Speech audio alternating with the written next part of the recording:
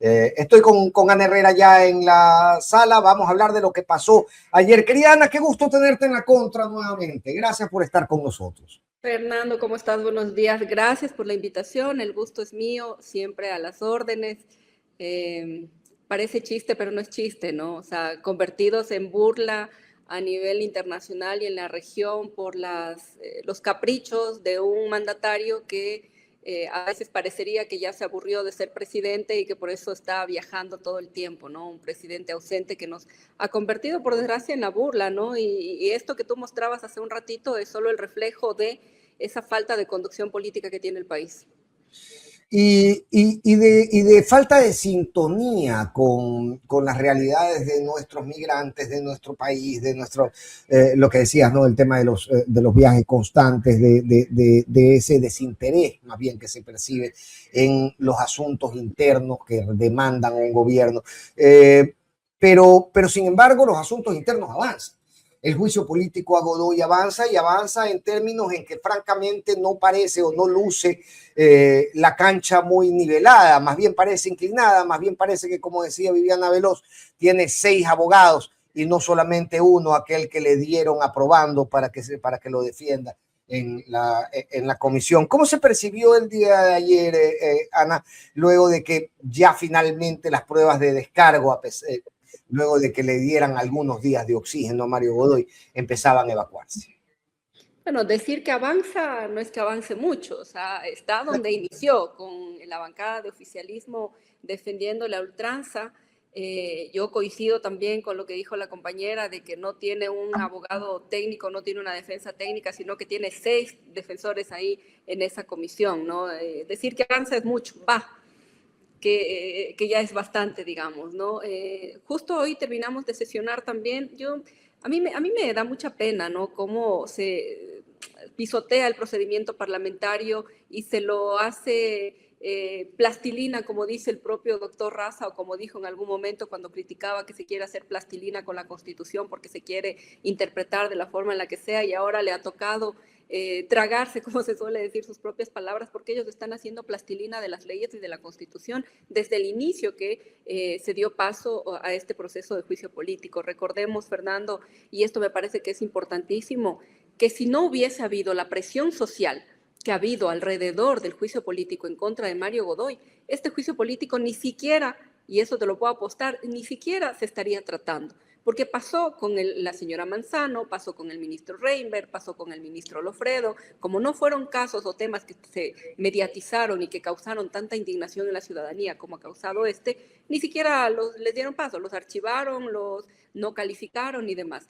Este juicio político se está tratando gracias a la presión ciudadana. Por lo tanto, es un juicio político que le pertenece a la gente, a ese 80% del país que está indignada y que no cree en el sistema de justicia, y a ese más de 90% que cree que Mario Godoy debió haberse ido hace rato y no esperar a que le censuren o le destituyan en el Pleno de la Asamblea Nacional. Si hubiese tenido un poquito de amor y de respeto por la institución a la que él representa, debió haber renunciado, porque está poniendo en compromiso y en entredicho la institucionalidad de una función que de por sí ya está fuertemente cuestionada.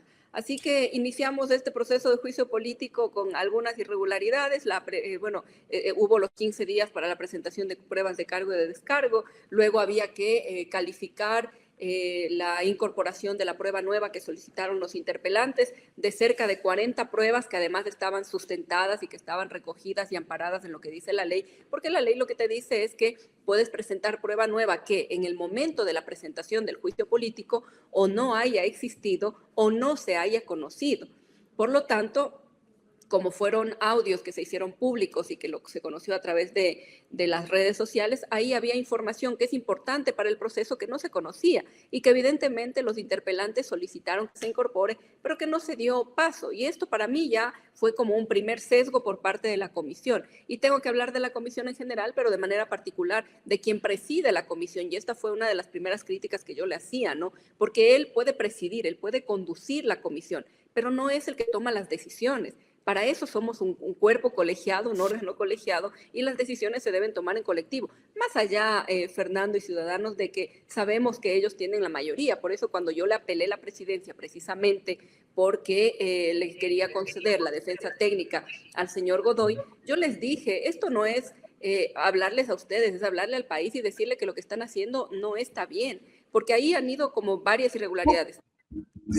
Digamos, apelaste a la presidencia para dejar establecido que había un desacuerdo o un desagrado por la forma como se estaba llevando la comisión, pero realmente lo que Apelé la presidencia porque estaba rompiendo procedimiento parlamentario, porque lo que él quería era, y lo que terminó haciendo, es concederle defensa técnica claro, al señor Mario Godoy, cuando un pero juicio es un mecanismo de control político, no un proceso judicial ni un procedimiento administrativo sancionador. Y la ley pero no orgánica... con la idea de que esa apelación fuera aprobada, ¿no? Es decir, estábamos siguiéndola acá y decíamos, cuando escuchamos apelar a la presidencia, a ver, está muy bien para que queden actas, ¿no? Está muy bien para que quede registro de esto, pero francamente sabíamos cómo iban a votar. Y yo lo dije, además, Fernando, en la interpelación, ¿no? Yo le dije, yo sé que no van a aprobar, que no va a pasar esta apelación a la presidencia, porque ellos tienen 6 votos y tienen la mayoría, pero necesitamos dejar por sentado, porque no podemos ser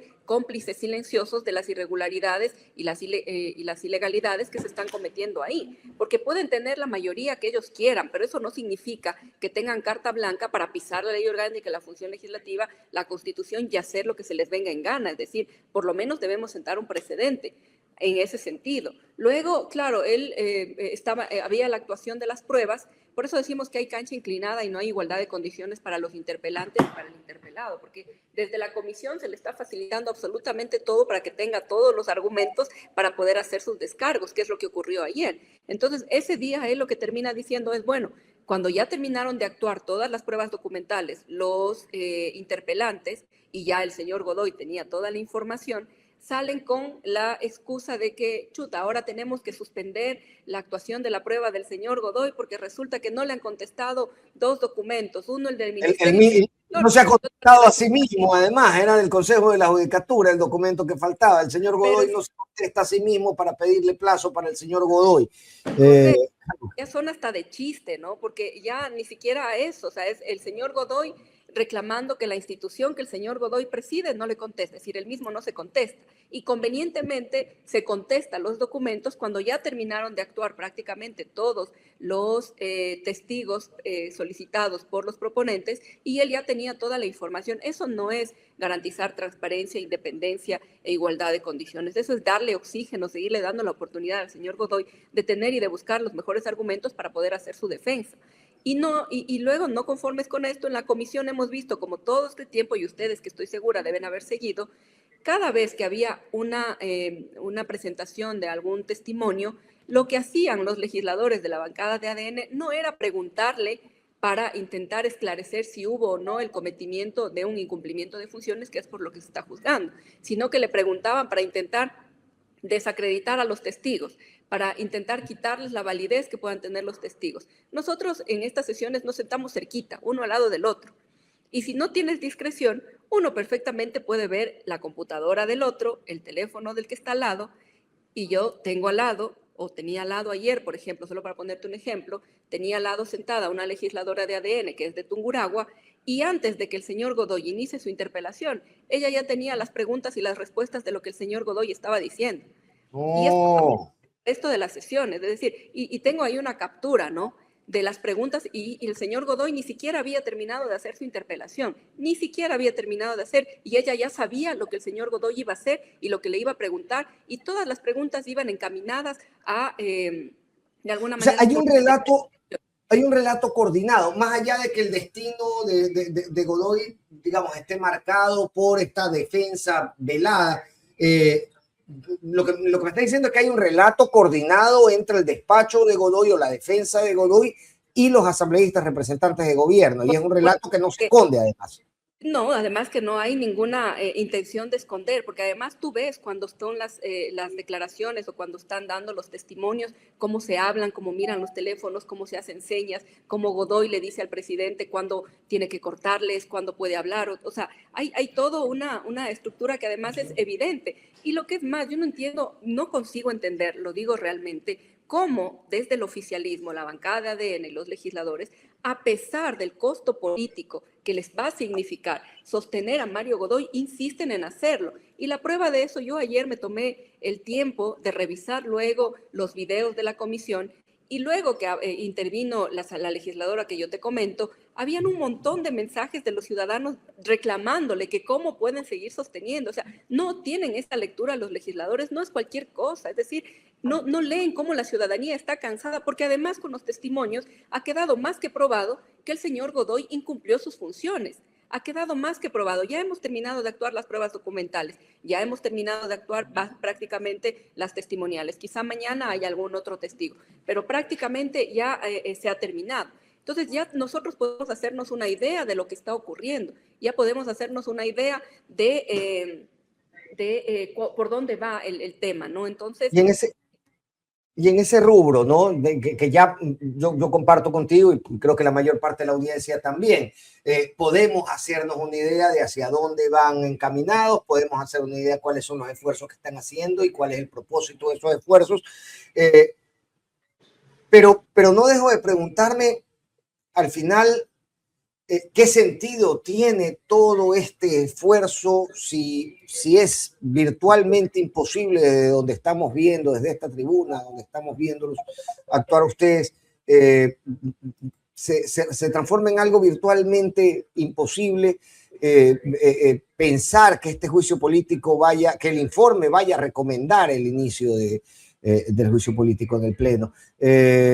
¿Ustedes cómo lo ven? ¿Está destinado todo este esfuerzo al archivo o a la recomendación de archivo? Y a apostarle a un informe de minoría que no sabemos siquiera si llegarán a leer en el Pleno. Bueno, mire, hay que hacer todo lo que nos corresponde. Yo no tengo, en este punto del proceso del juicio político, yo no tengo ninguna duda de que la bancada de ADN se la va a jugar para salvar al señor Godoy. No me queda ninguna duda. Ojalá me equivoque y luego tenga que venir a pedir disculpas y a decir me equivoqué, perdón, lo siento. Pero tal y como está el escenario en este momento, yo creo que ellos van a insistir en lo que nosotros decíamos al inicio, ¿no? A permitir que se sustente y luego llegar al Pleno de la Asamblea Nacional y no dar los votos para la destitución y la censura. En ese sentido, nosotros, como es nuestro derecho, estamos ya trabajando también en un informe de minorías que presentaremos también a la comisión para que se conozca, y como manda la ley, esto también deberá ser presentado al Pleno de la Asamblea Nacional para que pueda ser conocido en el caso de que no consiguieran los votos en un supuesto de que la recomendación sea archivar el juicio político. No le escucho, Fernando. Discúlpeme. Se encamina hacia allá el asunto, al menos parece ser predecible.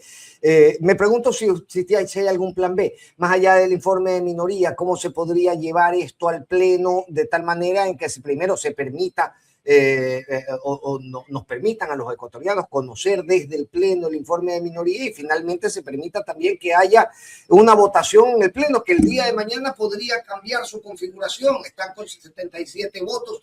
No luce tan difícil frente a un caso tan escandaloso como Godoy que el informe de minoría pueda tener la aprobación del Pleno. Bueno, recuerden que igual se necesitan 101 votos, ¿no? Entonces, para la destitución y censura del señor Mario Godoy, claro, sí, necesariamente vamos a necesitar los votos de la bancada de ADN para que esto ocurra. Sin embargo, de aquello recordemos que el informe, sea cual sea lo que se vaya a recomendar, tiene que ser conocido en el Pleno de la Asamblea Nacional. Tiene que ser conocido, es decir, tiene que ser debatido, y ahí nosotros tendremos la posibilidad de, en el Pleno y para hablarle al país, de presentar nuestros argumentos, de los proponentes, decir qué elementos han tenido para probar que ha habido un incumplimiento de funciones por parte del señor Godoy.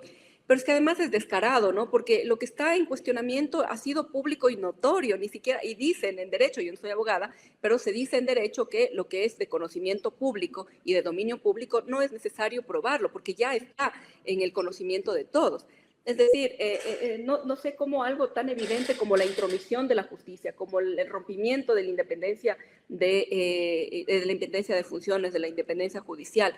¿Qué más prueba quieren que esos audios en los que se le escucha al señor Gaibor presionar al juez Serrano para que falle de determinada manera en un juicio en un proceso contra un ya condenado, porque el señor Cerdán ya fue condenado por narcotráfico? Lo que estaban tratando en ese momento era un tema de lavado de activos, en el que supuestamente también era defensora, aunque el señor Godoy dice que no, que nunca, pero ahí están los documentos entregados incluso por la propia Fiscalía con el correo de la señora Vintimilla, donde se le notificaba a ella como abogada defensora del señor No, y es Cerdaña. evidente que durante la indagación previa al menos lo fue. Exactamente, o sea, en algún momento del proceso fue, en Sí. algún momento de la etapa fue, entonces eso no le deslinda y está bien, ella tiene el derecho como abogada de patrocinar a quien quiera, pero ¿por qué la necesidad de negarlo?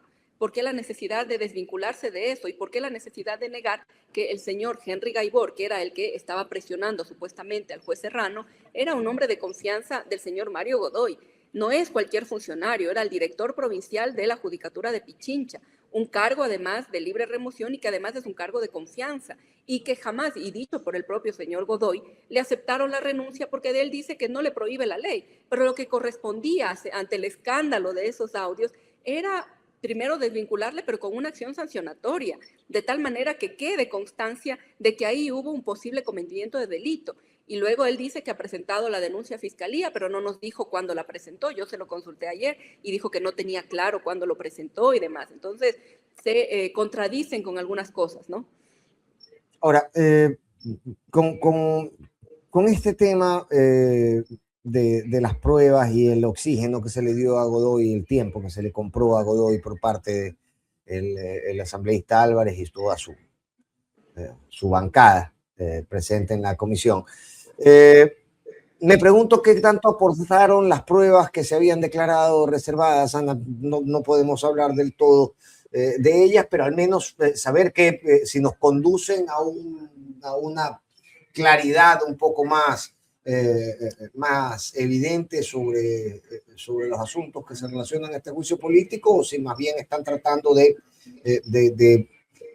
entorpecer esta investigación. Yo, si le soy sincera, no termino de entender bien la necesidad de declarar en reserva una información que ya es de conocimiento público. Yo, evidentemente, por la reserva legal que tengo, no puedo hablar porque podría estar sujeta a Sí, de algunas acuerdo. acciones jurídicas, pero no es, digamos, información que cambie el rumbo de los acontecimientos al entorno del juicio político en contra del señor Mario Godoy, ni que desvirtúen su responsabilidad, ni que desvirtúen su participación o su omisión en el cumplimiento de sus obligaciones. Es decir, no es una prueba que usted pueda decir, sí, esta es la prueba de que el señor Mario Godoy hizo todo perfecto y lo hizo todo bien y él no tiene culpa de nada. No va por ahí el tema. Además que es información que, como digo, puede ser pública. De hecho, la primera sesión, la reserva, ya ese documento se había expuesto en varios medios y demás. No entendimos muy bien por qué la Superintendencia de Compañías envió con carácter de reservado un documento al que cualquier ciudadano puede acceder entrando a la página de la Superintendencia. Y la información que entregó el Ministerio del Interior tampoco es que ayuda a develar demasiado o a clarificar la no actuación o el no incumplimiento en sus funciones del señor Mario Godoy. Ana, realmente esta pregunta no tiene que ver con la función de asambleísta per se, pero en la asamblea donde yo también he trabajado, los pasillos hablan, las escaleras hablan, los ascensores hablan. Y quiero preguntarte si al menos en lo que tú conoces, esas paredes, esas escaleras, esos ascensores han dicho o han podido especular sobre una directriz específica del gobierno nacional a sus asambleístas de protección a Mario Godoy. Mira, lo que se escucha mucho en los pasillos y lo que se puede ver es que hay mucha inconformidad por parte de varios legisladores de la bancada de ADN con la línea que está tomando este juicio político. Es decir, habían incluso, podemos revisar las entrevistas en los medios de comunicación, hay varios legisladores que dijeron que hay que sancionar al señor Godoy porque no puede ser que la independencia de la justicia esté tan cuestionada y demás. El propio presidente de la República, recuerden que sacó un tuit diciendo que Mario Godoy debería dar un paso al costado y eso se entendería como una línea política, por decirlo de alguna manera. Sin embargo, yo sí creo que hay como un espíritu de cuerpo alrededor de proteger a Mario Godoy, a pesar de las inconformidades que evidentemente hay al interior de la bancada de ADN. Yo creo que ahí más les puede y más les pesa otra cosa.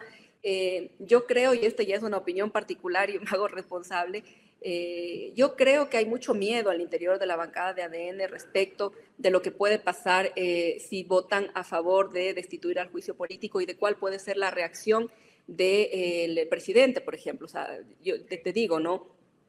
Podría pasar que hayan legisladores que voten a favor del juicio político, y esto significaría que ADN perdió el control de su bloque y que habría unos posibles legisladores que quieran votar de manera independiente, y eso significaría que ADN, el bloque de ADN, perdería su mayoría dentro de la Asamblea Nacional. Si pierde la mayoría, ¿cuál podría ser la consecuencia?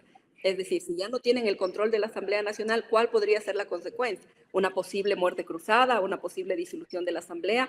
Entonces, ¿están dispuestos todos los legisladores a esto o prefieren quedarse tranquilos y no poner en riesgo esta estabilidad en la Asamblea Nacional y con eso no censurar al señor Mario Godoy? Esta ya es una elucubración mía, ¿no? Así Claro, claro, sí. como pensando, ¿ya? Pero no digo que eso es lo que se diga y demás, pero podría también ser un escenario que por el miedo, por así decirlo, hayan legisladores que a pesar de no estar de acuerdo terminen votando a favor de salvar al señor Mario Godoy. Temblecosos los veo. Pero más allá de si sienten miedo, no, porque el miedo al final es de perder un espacio de privilegio, no es un miedo tampoco muy Para respetable. nosotros, como ya pasamos por la muerte cruzada, es como ya, o sea, ya pasamos, ya Claro. nos destituyeron, ya nos fuimos a la casa, volvimos, pero muchos de ellos no van a volver. Entonces yo creo que por ahí también hay ese temor de, ¿y si nos vamos, qué? Claro. Claro. Pero hay un detalle, que es el detalle incómodo para conversar. Y yo lo conversaba con Héctor Rodríguez la semana pasada, y es que vemos este tema, vemos la escena, ¿no? Y luego se habla de jarrines y de tilines, pero son todos del mismo palo, son todos surgidos desde la Revolución Ciudadana. Y yo no dejo de preguntarme qué tanto han tenido tiempo de analizarlo, Ana, porque ciertamente al final terminan, la inclusión de estos personajes termina operándole en contra a la propia organización política. Mire, esto es una tarea como organización política para nosotros y para cualquiera, ¿no? La elección de los cuadros que nos van a representar. No recuerdo si fue ayer en la sesión o fue hoy, no recuerdo que alguien le dijo al presidente de la comisión, a Ferdinand, en ese momento, cuando usted era Revolución Ciudadana, votaba de una manera y pensaba de una manera, y después ahora está del otro lado y piensa de manera distinta. Yo no soy capaz de entender cómo pueden haber estos cambios así tan radicales, porque igual veo a otros legisladores que se fueron de la bancada que ahora defienden cosas que en su momento decían a ultranza que no puede ser y que se negaban y no sé qué, y las luchas sociales y demás. Entonces yo siempre he creído que quien más golpes de pecho se da, quien más revolucionario se dice ser, al final es quien termina de alguna u otra manera traicionando. Es decir, hay que tener principios, hay que tener lealtad y hay que tener claro qué es lo que uno quiere hacer. No el que se dice más revolucionario y está dispuesto a salir a la guerra es el más leal finalmente, y eso lo hemos podido comprobar a lo largo de todo este tiempo, porque la mayoría de los que se fueron se decían ser leales y no claudicar nunca, y ahí están del otro lado ahora siendo serviles a quienes en su momento insultaban, ¿no? Al menos los 4 que puedo recordar muy rápidamente, sí, eran de los más escandalosos, así que guárdense de los escandalosos ahí como para ir identificando patrones en estos personajes. Quiero hablar antes de la declaración, del testimonio de Carlos Serrano. No quiero dejarlo pasar porque realmente fue sobrecogedor. La parte que pudimos ver en vivo en este programa fue realmente tremenda, y aún desde esa perspectiva me resulta difícil creer que quienes lo escucharon ahí en vivo más bien se dedicaron a tratar de menospreciar su dolor e invalidar sus palabras. ¿Cómo se sintió desde la propia comisión, Ana, esta declaración, y qué elementos aportó al final al propósito? Mira, con vergüenza ajena de algunos legisladores que, a pesar del riesgo que es evidente y de lo que significa para una persona tener que dejar su país, su familia y todo lo que eso significa, porque el Estado no ha sido capaz, a través de su autoridad, en este caso el señor Godoy, no ha sido capaz de otorgarle la seguridad que necesitaba para trabajar en esa tan nombrada lucha antidelincuencial, anticorrupción, antinarcotráfico, que tanto se llenan la boca diciendo, pero cuando hay que proteger a quien en realidad está luchando contra eso, no lo hacen. A mí me dio mucha tristeza porque, bueno, yo fui migrante 12 años y sé que es duro vivir fuera, pero yo estaba tranquila.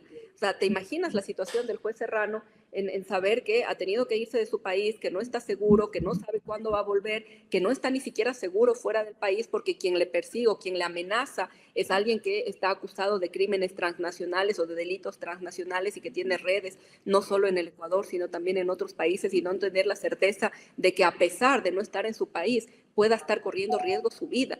Y que a pesar de eso los legisladores se dedicaron a cuestionarlo y a poner como en tela de duda la legitimidad del testimonio del juez Serrano. El Estado debería estar garantizando la seguridad del Estado en pleno, no importa si es el Consejo de la Judicatura quien tenía que hacer el trámite o si es el Ministerio del Interior el que no hizo, porque ahora se pasan la pelotita, ¿no? Porque el presidente del Consejo de la Judicatura dice, yo hice los documentos, pero a quien le corresponde es al Ministerio del Interior, porque yo no tengo un órgano de protección, porque yo no tengo, y ya también dijeron que era culpa del correísmo, porque en la época de la Revolución Ciudadana o en el gobierno de la Revolución Ciudadana se emitió un decreto diciendo que no se podían contratar o comprar vehículos blindados y no sé qué y no sé cuánto, pero tampoco es así, interpretan la ley como les conviene, ¿no? Porque lo que se decía es que había que contratar vehículos de protección, pero bueno, en todo caso intentaron deslegitimar el testimonio del juez Serrano y el juez Serrano lo que fue ahí a decir es claro, y él lo dijo, el responsable de que no se me haya dado seguridad y que se haya puesto en riesgo mi vida es el señor Mario Godoy, porque él es la cabeza del Consejo de la Judicatura, institución, decía él, a la que yo me pertenezco, en la que yo trabajo y que debería haberme garantizado las condiciones mínimas adecuadas para poder trabajar. Porque además dicen desde el señor Godoy que sí le autorizaron el teletrabajo cuando el juez Serrano lo solicitó por temas de seguridad. Pero lo que no dicen es que en esa resolución lo que le dicen al juez Serrano es, primero, que le otorgan la virtualidad de manera parcial, que el 60% debía ser presencial y el 30 y algo por ciento lo podía tomar virtual.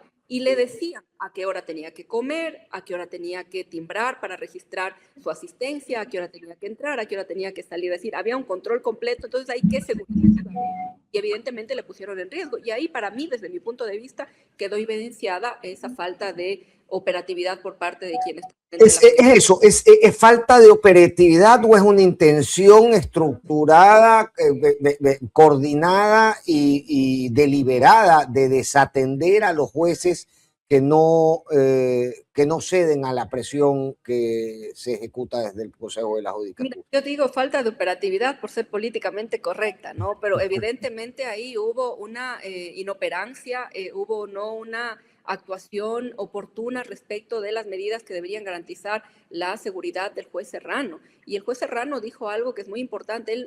Nosotros le preguntábamos si él conocía de la existencia de algunos otros audios o del posible cometimiento de algún otro delito o de si había algún otro tipo de presión. Y él nos dijo que Fue muy no. cauto.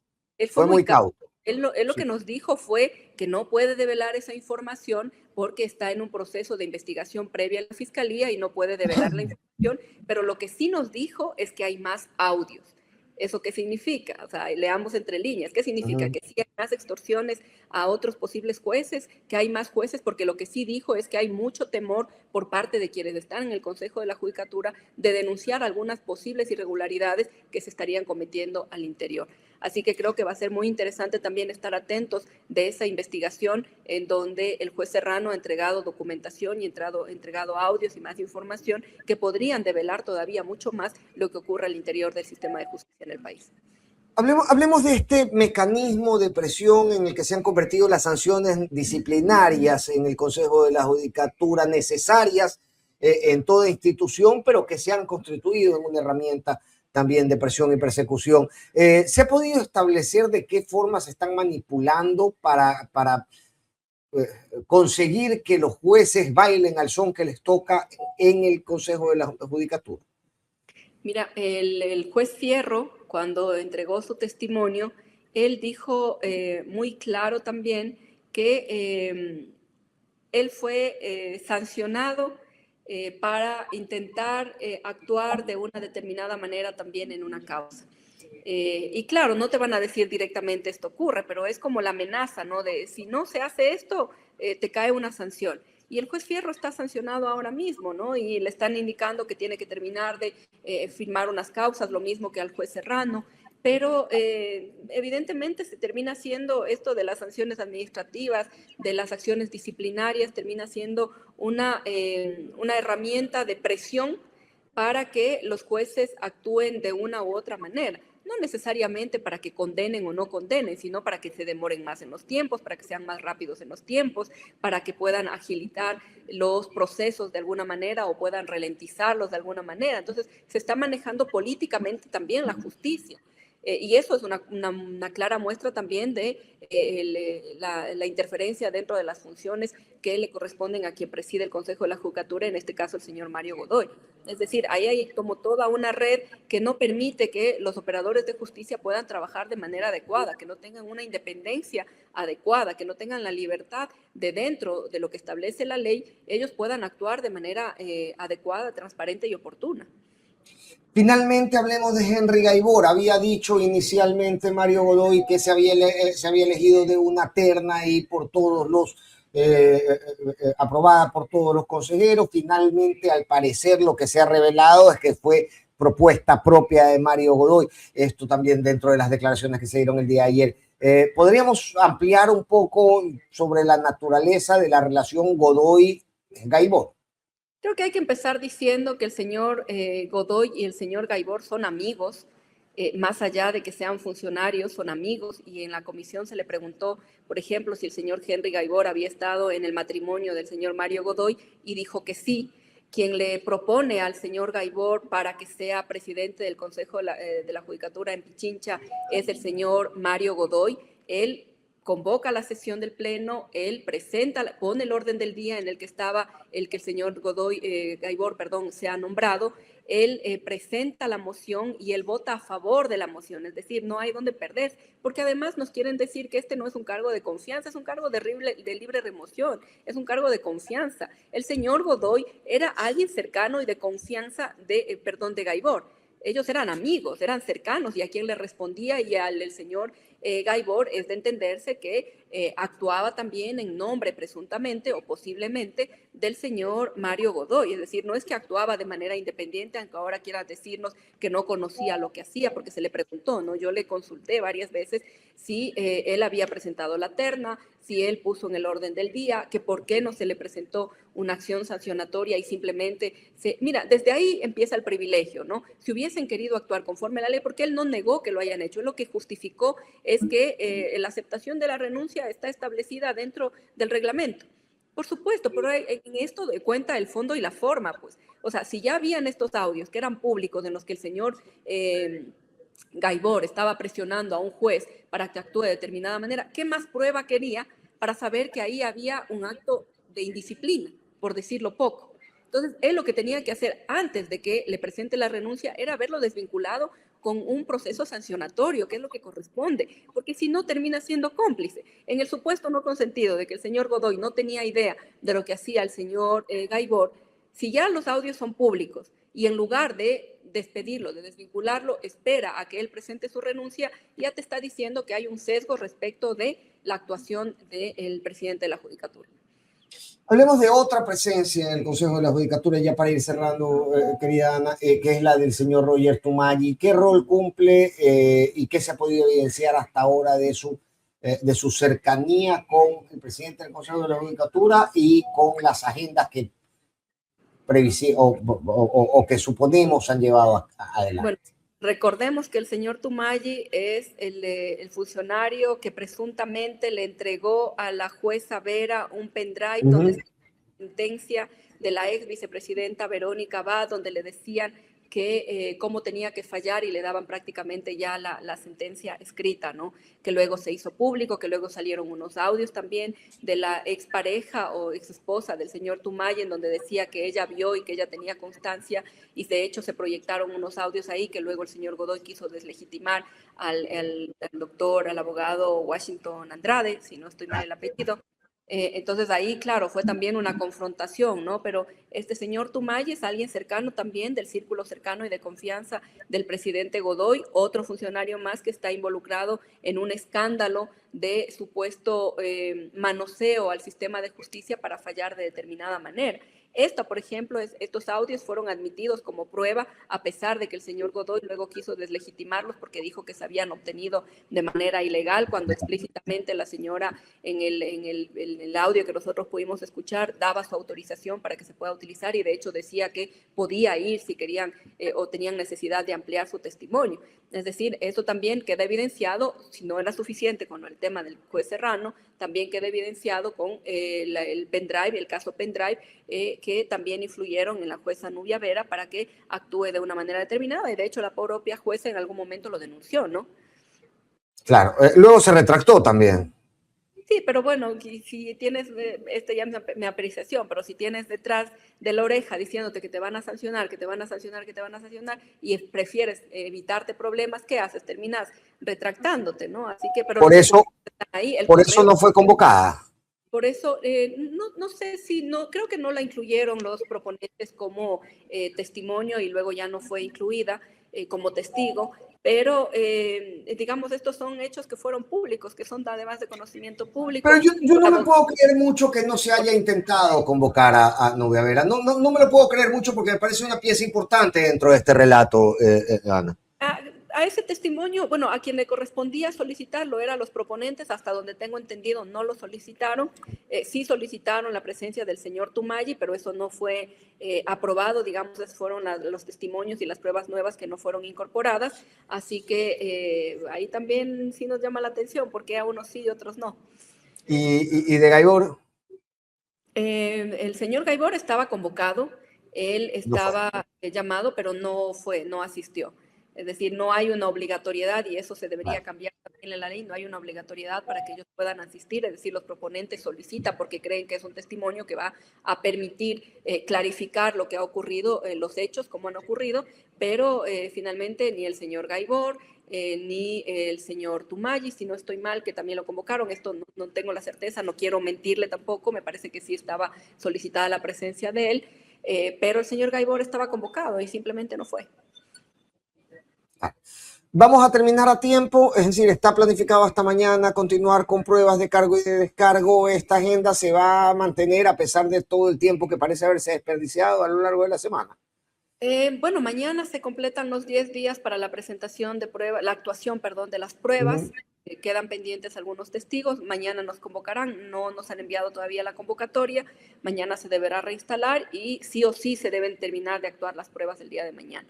Luego empieza un plazo de 5 días que tiene la comisión para la elaboración del informe, que sería alrededor del 15 de este mes, con una posibilidad de prórroga de 5 días más. Luego de esos 5 días, la comisión tiene 3 días para notificar a la Secretaría General, y una vez notificada la Secretaría General, tienen 5 días para convocar al Pleno. Es decir, si se cumplieran todos los plazos, sin la prórroga, estaríamos hablando de que la primera, segunda semana de marzo se estaría conociendo en el Pleno de la Asamblea Nacional. Largo camino entonces y muchas noticias que se generarán a partir de ahí. Finalmente, Ani, y disculpándome por el abuso de tu tiempo, me dijiste que fuiste 12 años migrante y quiero preguntarte sobre aquello que ha puesto a hablar al mundo desde ayer, ¿no? La representación de la cultura latina que se llevó adelante durante el medio tiempo del Super Bowl y la reacción del presidente Trump, marcador de la agenda que parece seguir nuestro propio presidente Novo. Mira, yo creo que la política migratoria tiene que ser una política de Estado, una política de protección a los migrantes independientemente de donde estén. Y cuando no hay un Estado, cuando no hay un país, un gobierno que respalda a sus ciudadanos desde lo institucional, nos vemos abocados a que figuras como la de ayer en el Super Bowl, que no lo he podido ver todavía, todo el mundo habla de eso, pero no he podido ver porque terminamos tarde, luego tuve algunas entrevistas, tenía también ahí un tema familiar con mi papi un poco delicado que estamos resolviendo, entonces no he tenido tiempo de sentarme a ver, he visto lo que están en las redes sociales, pero me parece una forma también de reivindicar que los latinos, que los ecuatorianos, que los latinoamericanos estamos presentes en todo el mundo y que tenemos el derecho de trabajar y de vivir y de convivir, porque no somos entes separados. Es decir, nosotros nos adaptamos, somos trabajadores, somos mano de obra calificada, confiable también, y creo que ahí hace falta eso, una protección por parte del Estado. Y me parece que si hay figuras de la cultura, de la música, del cine, del teatro, lo que fuera, que pueden levantar la voz, permite también poner sobre la mesa una realidad que es absolutamente necesaria que se evidencie. No puede ser que se siga criminalizando como se ha hecho hasta ahora la migración, no puede ser que hasta ahora se siga tratando de una manera de delincuentes a quienes de manera válida están intentando buscarse la vida en otro país, porque en su país, en este caso en el nuestro, no se le han podido brindar las posibilidades y las oportunidades de salir adelante ni a ellos ni a sus amigos, ni a sus familias. Y el drama de la migración es un drama que no termina solo con quien se va, sino que se amplía a quien se queda, al círculo, a la familia, a la sociedad, a la comunidad, y eso es algo que necesitamos trabajar y resolver de manera colectiva. Finalmente, muy rápido, Ana, fue electo la semana pasada por el presidente de Cuarunari, Leonidas Issa, que es de tu provincia y que, digamos, hace base política también de nuestra provincia, la provincia de mi abuela, además, el Cotopaxi. Y esto, de alguna manera, reconfigura